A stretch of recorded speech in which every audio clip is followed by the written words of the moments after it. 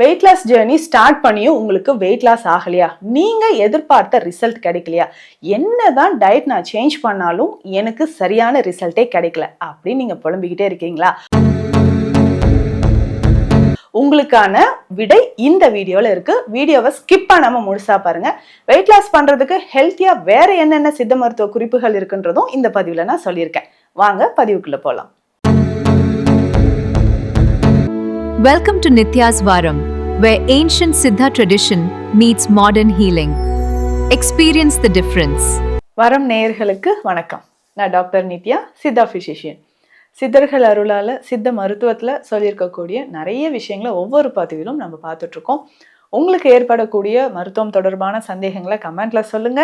அதையும் நான் வீடியோவா போஸ்ட் பண்றேன். இது நேத்து நடந்த ஒரு விஷயங்க. என்னன்னா, நம்ம கிளினிக்கு ஒரு சிஸ்டர் வந்திருந்தாங்க, ஒரு சகோதரி வந்திருந்தாங்க. பாத்தீங்கன்னா வெயிட் லாஸ்க்கு வெயிட் வந்து 97 kg இருக்காங்க. So age 27. பார்த்தீங்கன்னா அவங்க சொன்ன ஒரு விஷயம் என்னன்னா, அப்புறம் தான் நானே சொன்னேன், இதுதாம்மா நீ பண்ணுற மிஸ்டேக்கு, இப்படி ட்ரை பண்ணி பாருங்க, ஈஸியாக வெயிட் லாஸ் ஆகும். அவங்க என்ன சொன்னாங்கன்னா, நாங்கள் ஃப்ரெண்ட்ஸ் எல்லாம் சேர்ந்துருக்கோம், ஒரு ஒரு ரூம் எடுத்து நாங்கள் ஸ்டே பண்ணியிருக்கோம், செல்ஃப் குக்கிங். நானும் என் ஃப்ரெண்டும் வெயிட் லாஸ் ஜேர்னி ஸ்டார்ட் பண்ணோம் மேம். 2 months 3 months இப்போ போயிடுச்சு. ஆனால் என் ஃப்ரெண்டுக்கு நல்ல ரிசல்ட் இருக்குது. நான் அப்படியே இருக்கேன். என்ன ஒரு வார்த்தை சொன்னோன்னா, கிணத்துல போட்ட கல் மாதிரி நான் அப்படியே இருக்கேன் மேம், குறையவே இல்லை, ஒரு 1.5 கிலோ குறைஞ்சிது அவ்வளோதான் அப்படின்னு சொன்னாங்க. என்னன்னே தெரியல. சரிங்க அப்படின்னு சொல்லிட்டு ஒரு பேப்பர் எடுத்து அவங்ககிட்டே கொடுத்தேன். நீங்கள் நோட் பண்ணுங்க, என்னென்ன காலையில் சாப்பிட்றீங்க, ஆஃப்டர்நூன் 2 பேரும் என்ன சாப்பிட்றீங்க அப்படின்ட்டு. ஸோ அவங்க நோட் பண்ணி கொடுத்தாங்க. அப்புறம் நான் கேட்டேன், எந்த டைமுக்கு நீங்கள் சாப்பிட்றீங்க, அவங்க என்ன டைமுக்கு சாப்பிட்றாங்க, நீங்கள் எந்த டைமுக்கு தூங்க போகிறீங்க, அவங்க எந்த டைமுக்கு தூங்குறாங்க அப்படின்லாம் கேட்டேன். எவ்வளோ லிட்டர்ஸ் தண்ணி குடிக்கிறீங்க, இந்த 3 விஷயமும் தனித்தனியாகவும் எழுத சொன்னேன். ஸோ அவங்க எடுத்துக்கிட்ட ஃபுட்டு எல்லாமே ஹெல்த்தியான ஃபுட்டு தான். அதாவது லோ கார்ப்ஸ், கார்போஹைட்ரேட்ஸ் வந்து ரொம்ப குறைச்சிட்டாங்க. அந்த மாவு சத்து இருக்கக்கூடிய உணவோ இல்லை ஒயிட் ரைஸோ நாங்கள் சாப்பிட்றதே இல்லை அப்படின்னு ஃபஸ்ட்டு விஷயம் சொன்னாங்க. ஃப்ரூட்ஸ் அண்ட் வெஜிடபிள்ஸ் நிறைய எடுத்துக்கிறோம், சீட்ஸ் அண்ட் நட்ஸ் வந்து நாங்கள் நிறைய சாப்பிட்டுக்கிறோம் அப்படின்னு சொன்னாங்க. அதே மாதிரி தண்ணியும் வந்து நான் நிறைய தான் குடிப்பேன் மேம், 4 liters அளவுக்கு நான் குடிச்சிக்கிறேன் அப்படின்னு சொன்னாங்க. சரி, ஓகே. ஸோ மார்னிங் பிரேக்ஃபாஸ்ட் அப்படின்னு சொல்லும்போது அவங்க சொன்னது என்னென்னா ஸ்ப்ரவுட்ஸ். ஸோ ஸ்ப்ரவுட்ஸ் வந்து ஒரு கப்பில், குட்டி கப்பில் வந்து எடுத்துக்கிறோம். அதே மாதிரி ஃப்ரூட்ஸில் டெய்லி வந்து பப்பாயா கண்டிப்பாக நாங்கள் சாப்பிட்டுக்கிறோம் அப்படின்னு சொன்னாங்க. ஓகேங்க, மார்னிங் வந்து பிரேக்ஃபாஸ்ட் கரெக்டாக இருக்குது.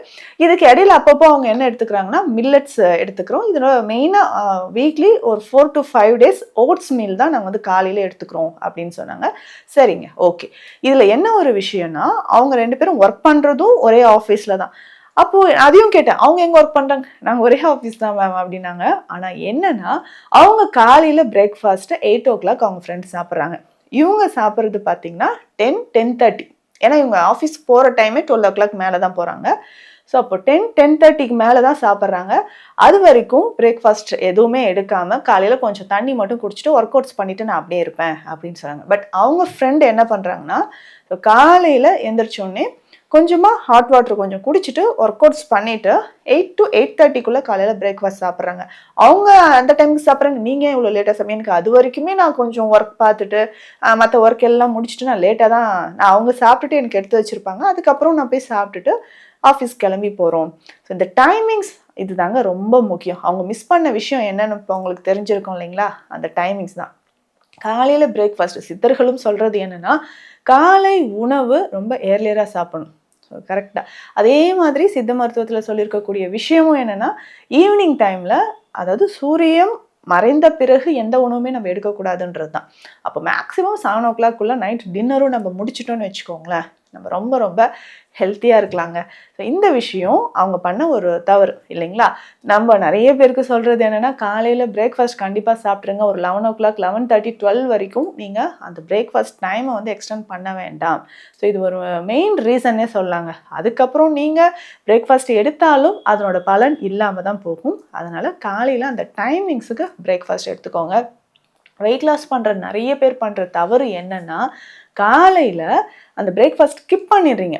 ஸோ ஸ்கிப் பண்ணிவிட்டு காலையில் நம்ம ஃபுட்டே எடுக்கிறது இல்லைங்க, டைரெக்டாக நான் வந்து லஞ்சு சாப்பிட்றேன் அப்படின்னு சொல்லுவீங்க.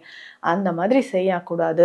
ஏன்னா காலை நேரத்தில் நம்ம உணவு எடுத்தால் மட்டும்தான் அல்சர் ஃபார்மேஷன் வராமல் இருக்கும், ஆசிட் செக்ரிஷன் வராமல் இருக்கும், ஜெர்ட் ப்ராப்ளம் ஸோ இது எல்லாமே வராமல் தடுக்கணும்னா நமக்கு கண்டிப்பாக காலை உணவு எடுத்துடணும். இந்த மாதிரி நேரம் கடந்து சாப்பிட்றதால இன்னொரு விஷயம் என்ன தெரியுமா நடக்கும்?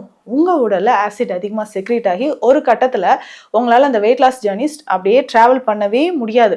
அதுக்கப்புறம் எனக்கு வயிறு எரிச்சலாக இருக்குது, ஆன்டாசிட் போடுறேன், இது சாப்பிட்றேன், அது சாப்பிட்றேன், வயிறு எரிச்சலாக இருக்குது, ஏதாவது உணவு சாப்பிட்டுக்கிட்டே இருக்கணும்ட்டு சாப்பிட ஆரம்பிச்சுட்டே இருப்பீங்க. இன்னும் வெயிட் கெயின் ஆக ஆரம்பிச்சிடும். ஸோ நீங்கள் பண்ணுற ஒரு முக்கியமான தவறு என்னென்னா, அதுதான் நான் நோட் பண்ணி கொடுத்தேன், டைம். இந்த டைமுக்கு நீங்களும் மேக்ஸிமம் 8 to 8:30 காலையில் பிரேக்ஃபாஸ்ட்டை முடிச்சிருங்க அப்படின்னு ஃபர்ஸ்ட் பாயிண்ட் நோட் பண்ணி கொடுத்தாச்சு. செகண்ட், இன்னொரு விஷயம் என்னென்னா, அவங்க ஃப்ரெண்ட் நைட்டு தூங்க போகிற டைம் அப்படின்னு அவங்க சொன்னது 10 to 10:30 சொல்லிட்டாங்க. நீங்கள் எப்போம்மா தூங்குறீங்கன்னா, தூங்குறதுக்கே 1 o'clock ஆகுது.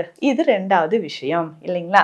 இரவு உறக்கம் கண்டிப்பாக 7 மணி நேரம், 6லிருந்து 7 மணி நேரம் உறக்கம் கண்டிப்பாக அவசியம். அப்போ தான் நீங்கள் டே டைமில் பண்ண ஒர்க் அவுட்ஸ், எடுத்துக்கிட்ட டயட், அது எல்லாமே நைட்டில் உங்களுக்கு நல்லாவே ரிசல்ட் கொடுக்கும்.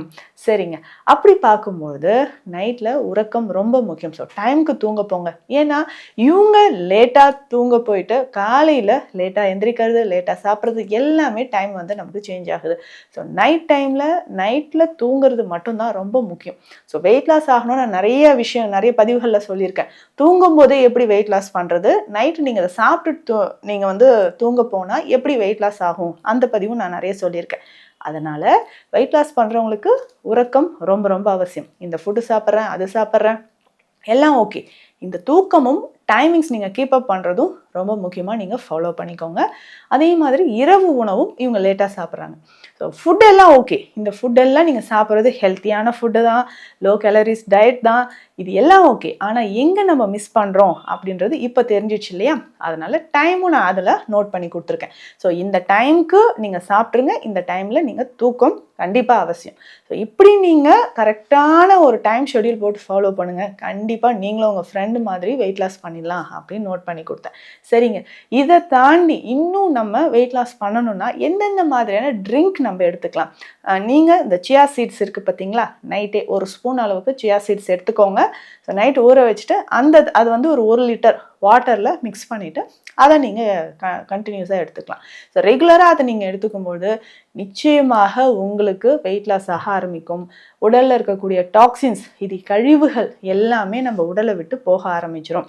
அதுக்கப்புறம் பார்த்தீங்கன்னா பூண்டு, ஆல்ரெடி நான் பூண்டு டீ உங்களுக்கு சொல்லியிருக்கேன். வெயிட் லாஸ் ஆகிறதுக்கு இது ரொம்ப ரொம்ப இம்பார்ட்டண்ட். ஸோ 2 பல்லு பூண்டை தட்டி எடுத்துக்கோங்க. 1/4 டீஸ்பூன் அளவுக்கு கருஞ்சீரக பொடி இதில் சேர்த்துக்கோங்க. இதை நல்லா பாயில் பண்ணிவிட்டு ஃபில்டர் பண்ணிக்கணும். இதை நீங்கள் குடிக்கும்பொழுது உங்களுக்கு நல்ல டிஃப்ரென்ஸ் தெரியும். ஸோ காலையிலே இதை குடிச்சிட்டு ஒர்க் அவுட்ஸ் பண்ணுங்கள், நல்ல டிஃப்ரென்ஸ் தெரியும். அடுத்த விஷயம் என்னென்னா, வெயிட் லாஸ் பண்ணுறவங்க மலச்சிக்கல் இல்லாமல் பார்த்துக்கோங்க. ஸோ ரொம்ப நாளாக உங்களுக்கு மலச்சிக்கல் இருந்துச்சுன்னா கண்டிப்பாக வெயிட் லாஸ் ஆகாது. கான்ஸ்டிபேஷனுக்கு மெயின் ரீசன் என்ன தெரியுங்களா? இதுதான். நீங்கள் டைமுக்கு சாப்பிடாதது, டைமுக்கு தூங்காதது, உங்கள் ஹெல்த்தை கரெக்டாக பார்த்துக்காதது, இது எல்லாமே சேர்ந்து என்ன ஆகும்னா உங்களுக்கு கண்டிப்பாக இந்த வெயிட் லாஸ் ஜேர்னி சக்ஸஸ்ஃபுல்லாக உங்களால் கம்ப்ளீட் பண்ணவே முடியாது.